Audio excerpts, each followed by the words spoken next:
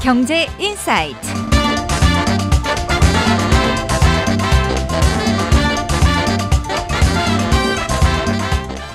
네, 이번 주에는 경제계 어떤 화제와 이슈가 있을까요?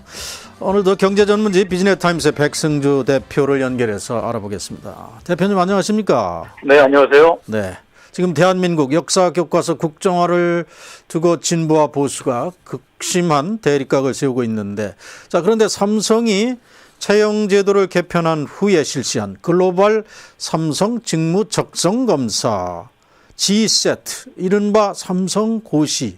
자, 여기에서 역사 문제 비중을 늘려 관심이 쏠리고 있는데, 자, 이렇게 되면 역사를 모르면 삼성도 못 들어간다, 뭐 이런 얘기가 되나요? 자, G세트가 지금 삼성 입사의 첫 관문인 거죠? 네, 그렇습니다. 네, 채용 방식이 어떻게 됩니까? 네, 지금 말씀하신 대로요. 원래 그 G사트 전에는 여러분이 잘 아는 그 사트라고 있었습니다. 네. 소위 말하는 이제 삼성 고시라고 이제 불렀었는데요. 올해부터 지금 말씀한 대로 G세트로 이제 바뀐 제도인데요. 기존에는 어느 정도 실력을 갖췄으면은 서류 전형 없이 누구나 시험을 볼 수 있었거든요. 네. 근데 올 하반기부터는 직무 적합성 평가를 통과한 지원자만 이번에 이제 새로 마련된 G세트에 응시할 수 있습니다. 네. 네, 그래서 기존의 사트에서는 이제 이런 걸림 장치가 없었던 거죠. 그래서 매년 10만 명 이상 되는 인원이 이 사트를 치려고 구름대처럼 몰려들었던 겁니다. 그러면 이제 한번 걸렀으니까 10만 명보다는 조금 줄어든 숫자가 이번에 시험을 치렀겠군요. 그렇습니다. 네. 자, 세트를 G세트로 이름을 바꿨다. 세트. 삼성 직무 적성 검사. 거기에 G라는 글로벌이라는 이니셜을 앞에 추가한 그 배경이 궁금합니다. 네, 지금 보시는 대로 영문의 S 삼성을 글로벌로만 이제 바뀐 그런 이제 형태가 된 거죠. 네. 이거는 사실은 원래 미국 사트 주관사 측의 저작권 문제가 제기가 됐던 걸로 이제 확인이 되고 있거든요. 그래서 삼성이 지난 5월에 전격적으로 이 GUSAT로 영문 제도를 바꾸겠다, 통일하겠다, 네. 이렇게 발표를 했었거든요. 네. 근데 거기에 이제 공식적인 근거로는 외부적으로 나타난 근거죠. 이거는 구직자들의 편의를 위해서다, 이제 이런 공식장을 받겠었거든요. 네. 그런데 하지만 이게 사실 말이죠. 미국의 사트 주관사 측에서 저작권을 이건 침해했다, 이렇게 네. 하면서 삼성 측에 문제 제기를 이제 해왔던 것으로 알려진 게 이제 가장 큰 이유로 이제 알고 있는데, 네. 참고로 사트는요, 미국에서 사립고등학교 입학 시험을 칭하는 그런 단어로 이제 쓰이는 겁니다. 그렇죠. 자, 지금 워낙 너도 나도 삼성에 입사하기를 원하고 삼성이 꿈의 직장으로 돼 있으니까 워낙 경쟁력이 높고, 그래서 삼성이 이른바 이 사트라는 독특한 이 채용 방식을 만들어냈는데, 그러나 이에 따른 사회적 폐해가 엄청났죠. 이거 치르는 데만 전체적인 비용이 100억 가까이 든다는 얘기도 들었습니다만은, 구체적으로 어떤 문제들이 그동안 노출이 됐습니까? 네, 맞습니다. 사트를 치는 그 시험 기간에는요, 우리나라 전체가 들썩거릴 정도였습니다. 네. 그래서 매년 전국의 85개 시험장에서요, 10만 명씩 시험을 본다면은 이게 천하의 삼성이라도 이게 부담이 될 건 자명한 일이 아니겠습니까? 네네. 그리고 동원된 삼성 임직원만도요, 전국적으로 1만 명이나 됩니다. 네, 이렇듯이요, 시험지 배당에다가요, 그 다음 또 고사장 확보를 해야 되죠. 또 시험 감독관 1등까지 또 주게 될 거 아니겠습니까? 네. 이런 어마어마한 비용을 지출하고 있다고 이제 봐야죠. 그렇기 때문에 일각에서는 사트에 대한 대단히 비관적인 여론이 비등했던 게 사실이었죠. 네. 자, 그래서 이번에 10여 년 만에 그 채용 제도를 바꿔서 G세트로 바꾸고 처음 시험을, 평가 방식을 도입했다는데, 이번 G세트의 평가 방식은 그럼 어떤 겁니까? 네, 아까 대표님께서 말씀하셨듯이 한마디로 말하면 이게 직무 적합 평가라는 과정을 도입한 거거든요. 네. 그러니까 이제 어떤 형태로 이게 되냐면은 자기소개서나 그동안 노력한 그 과정을 자기가 에세이 형태로 먼저 이제 제출하게 됩니다, 회사에요. 네. 그럼 이 회사에서 이를 바탕으로 해서 대략적인 역량을 이제 검증한 뒤에 이 과정을 통과한 사람만 필기시험 이제 GSAT를 이제 치르게 되는 거죠. 네. 과거에는 이런 중간에 걸린 명치가 없었습니다. 네. 그리고 과거 사트는 이제 직무에는 관계없이 아까 말씀드렸지 모든 같은 시험을 쳤습니다. 근데 GSAT로 바뀐 이제 필기 시험에서는요. 네. 직군별 특성이 반영이 됩니다. 아, 그렇군요. 네, 그래서 모두 5개 영역으로 구성이 되고요. 문항수는 뭐 대략 160개 문항이 이렇게 제출됐습니다. 네. 자, 근데 앞서 소개해드린 대로 이번 시험 문제 역사 문제 비중을 둔 것이 참 눈에 띄는 부분인데 어떤가요? 네, 그렇습니다. 요즘에 역사 교과서 국정화를 놓고 이념 논쟁이 뭐 대단하지 않습니까? 네. 근데 이런 상황이기 때문에 약간의 관심을 끌고 있는 게 사실인데요. 네. 실제도 전년에 비해서요, 160문항 중에서 10% 수준 약 15개의 역사 문제가 출제가 됐습니다. 네. 네, 그래서 저번 4월 달에 시험, 사트의 마지막 시험이었죠. 이때는 10문제였거든요. 그렇기 때문에 상당히 이제 늘어났습니다. 자, 그렇기 때문에 네네. 이 역사 문제가 이게 그 시험에 중요한 당락의 이제 요소를 작용하고 있다는 얘기죠. 네, 삼성은 왜 역사 문제를 많이 냈을까?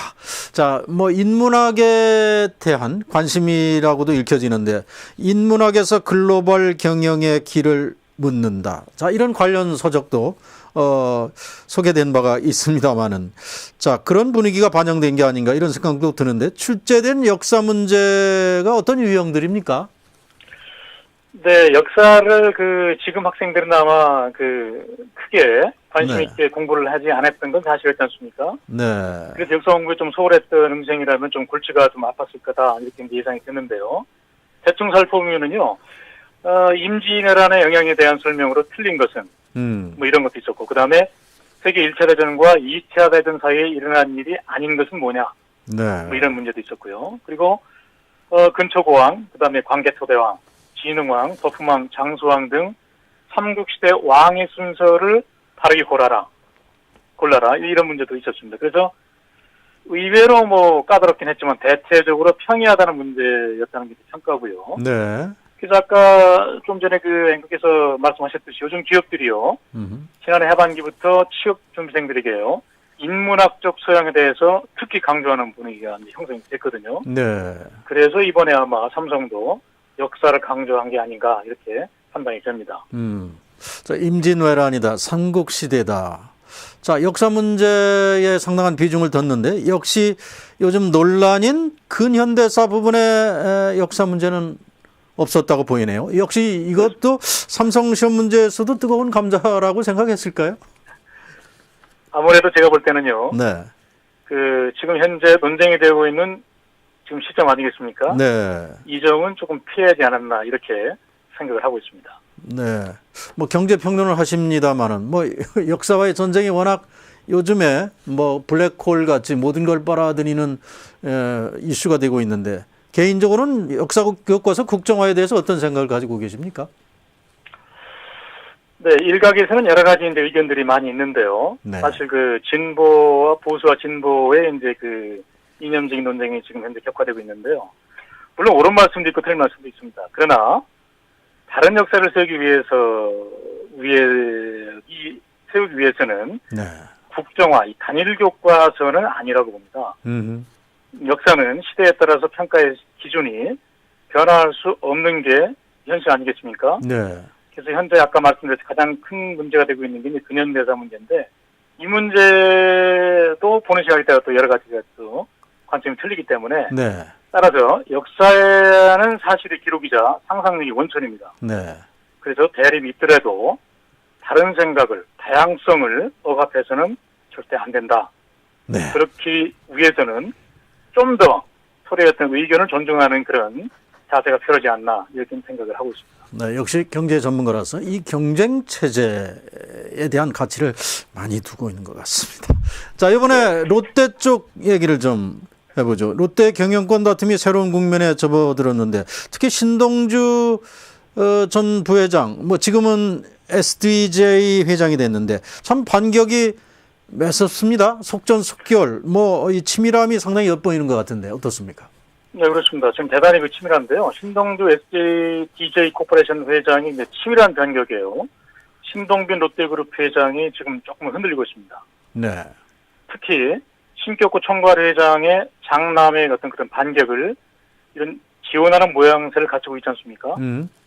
그래서 신동빈 회장 입장에서는 손 쓸 틈도 없이요. 네. 벼랑 끝으로 이제 내버리는 그런 아주 아슬아슬한 형국에 지금 현재 접해 있습니다. 자, 이렇게 신동주 회장의 행보가 많이 달라졌는데 특히 어떤 점이 눈에 띕니까? 네, 그 신동주 회장은 아마 그 청취자 여러분께서 잘 아시겠지만 초기에는 별 지원 세력이 없었던 게 사실입니다. 네. 그런데 이번에는요, 진용을 제대로 갖추고 반격의 칼을 빼들었습니다. 네. 가만히 보면은 절치부심한 흔적이 아주 역력한데요. 지난 8월 일본에서 신동빈 회장에게 엄청난 일경을 당한 이후에 이번 신동주 회장의 작전은 대단히 치밀해지고 전략적이었다. 이런 평가를 하고 있습니다. 네. 자, 지원 세력이 많이 늘었다. 뭐 그 얘기를 들어보니까 민유성 전 사는금융지주 회장, 지난번 신동주 전 부회장 기자회견을 진행해서 눈길을 끌었던 인물인데, 자, 이 민유성 전 회장 그리고 조력자들 면면은 어떻습니까? 네, 지금 말씀하신 대로요. 그 신동주 사단의 면면에 이제 그 주목할 필요가 있는데요. 네. 네, 지금 말씀하셨듯이 금융계에서 내놓으라는 그 유명 인사인이죠. 그 민유성 전 그 산원 금융지주 회장이 금융계에서는 아주 마당발 아니겠습니까? 이분이 컨트롤타워 역할을 자처하고 나섰는데요. 네. 이분을 통한 인적 네트워크를 총동원해서요. 법조계 인사들을 대거 돌격대로 구성해서 진두지휘를 하고 있는데요. 네. 그 중에서 조문현하고 김수창 변호사가 지금 그 맡고 있지 않습니까? 네.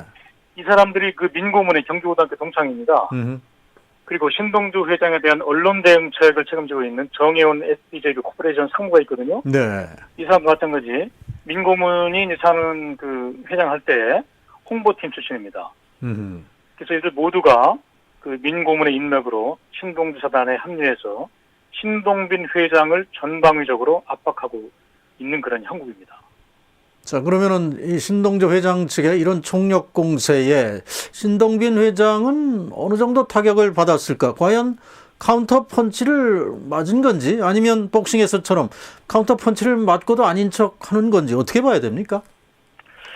네, 어저께 대표적인 사건이 하나 발생을 했는데요. 네. 대단히 이제 한국 사람으로는 그 감정적인 그 도덕적인 문제가 대두되면서 조금의 어떤 그 타격을 받은 것 같습니다. 신동주 회장이요. 네. 신격구 총괄회장과 함께 병원에 갔었습니다. 이와 관련해서 롯데그룹 측이요. 이 반격을 했었거든요. 네. 근데 이 반격하는 모습이 별로 그렇게 그 여론에 좋지 않게 비춰졌습니다. 아. 네, 신동주 회장 쪽에서는 이런 얘기를 했죠. 아니, 아들이 아버지를 모시고 병원에 가서 건강검진을 받겠다고 오는데 이게 도대체 왜 무단행위라고 이렇게 하느냐. 그러게요. 네. 이러면서 이제 대단히 그 크게 제지에 나섰었죠. 이건 네. 이해할 수 없다. 이런 입장이었었는데요. 네. 근데 이것 때문에 아마 신동빈 회장이 어떤 명분마저 잃고 어떤 아버지에 대한 어떤 그런 대한민국의 어떤 감정마저 조금 이렇게 비껴간 게 아니냐. 이렇게 평가를 하고 있습니다. 사실 신동빈 회장 측은 아버지 총괄회장, 신격구 총괄회장의 건강 상태를 상당히 의문을 갖고 있는 것 아니겠습니까? 치매냐 아니냐, 그리고 정상적인 판단력을 갖고 있는 거냐, 자나 이런 의문 보도를 계속 찍어왔는데, 그렇다면 이번 신동주 회장이 총괄회장, 신격구 회장을 모시고 병원으로 간 행보, 이건 어떤 의미로 해석해야 될까요? 네, 지금 말씀하신 것 같죠. 그 신격호 전 총괄회장의 정신 상태가 상당히 그 중요한 그 이슈로 지금 되고 있습니다. 네. 왜 그러냐면 법정에서요. 이게 정신 상태가 오락가락한 경우에 진술한 것에 대해서는 그 법적인 효력을 발생하지 못하고 있지 않습니까? 네. 이제 그런 문제이기 때문에 아버지 건강 상태가 롯데그룹 주장하는 것 아주 부정적인 주장하는 것과 다르다. 이런 점을 공식화하기 위한 이제 행보로 풀이되고요. 네. 뿐만 아니고 오늘 28일에 이제 법정에서 공방이 시작되거든요. 네. 이때 만약에 신 총괄회장의 건강 상태가 이제 중요한 이제 이슈로 이제 다뤄질 텐데요. 네. 이때 그 신 총괄회장의 건강 상태가 양쪽 간에 어느 쪽으로 그 법적인 어떤 그런 유리한 쪽으로 되느냐가 상당히 갈림길이기 때문에 이 건강검진 결과는 신동주 회장에게는 매우 중요합니다. 자, 소공동의 롯데호텔 34층, 바로 신격구 총괄 회장이 집무하는 곳. 자, 이 집무실 관리를 놓고 그동안 충돌을 빚어왔다가 신동주, 신동빈 회장 측이 양측이 지금 함께 관여를 해왔는데 이 또 다른 상황이 발생을 했습니다. 신격구 총괄 회장이 어제 저녁에 자신의 비서실장, 그러니까 34층 관리에 책임을 지고 있는 비서실장 롯데그룹 이일민 전무를 전격 해임시켰습니다. 바로 신동빈 측 사람으로 분류되는 사람인데, 자, 롯데그룹 측은 해임을 인정할 수 없다는 것이고, 또 그에 대한 반격으로 34층에서 신동주 회장 측 사람들 나가라, 안 나가면 민형사상 조치를 취하겠다. 자, 이런 충돌로 빚어지는데 이 사태가 어디로 갈지 모르겠네요. 네, 그렇습니다. 어제죠, 19일인데요. 신격구 총괄회장이 비서실장을 전격 해임을 했습니다. 네. 그래서 이제 이 문제가 롯데 형제난에 또 다른 이제 심화되는 그런 하나의 빌미를 제공하고 있는데요. 여기 비서실장이 이일민 전무거든요. 네. 근데 이일민 전무는 잘 아시겠지만 신동빈 회장의 측근으로 이제 분류되고 있습니다. 네. 그런데 이 신총괄, 이게 자꾸 신씨 나오니까 아마 청취자 여러분들이 굉장히 혼란스러울 것 같아요. 신동주 회장, 신동빈 부회장, 총괄회장 이런 이제 얘기가 많이 나와서 아마 헷갈릴 텐데, 신총괄회장은 신격구 총괄회장을 얘기합니다. 네. 이분을 24년간 보좌했던 게 이제 김성회 전무라고 있었거든요. 네. 근데 이분이 지난 8월에 전격 해임이 되고요. 그 뒤를 이어서 지금 다시 해임시킨 이일민 비서실장이 8월부터 지금까지 이제 맡고 있었거든요. 네. 근데 신동주 전 부회장 측에서 볼 때는 이일민 전무는 이 현재 비서실장은 신동민 회장의 측근이다. 네. 그렇기 때문에 이 측근을 해임하게 된 거죠. 네. 네. 이에 대해 롯데그룹은 신 부회장 측이 일방적으로 주장한 비서실장 해임 인사의 효력은 물론 새로 또 비서실장을 선출하게 됩니다. 임명하게 되는 거죠. 이것도 인정할 수 없다. 알겠습니다. 이렇게 아주 강경한 입장을 보이고 있습니다. 네, 시간이 다 지나서 여기서 마무리해야 되겠습니다. 오늘 말씀 잘 들었습니다. 네, 감사합니다. 네.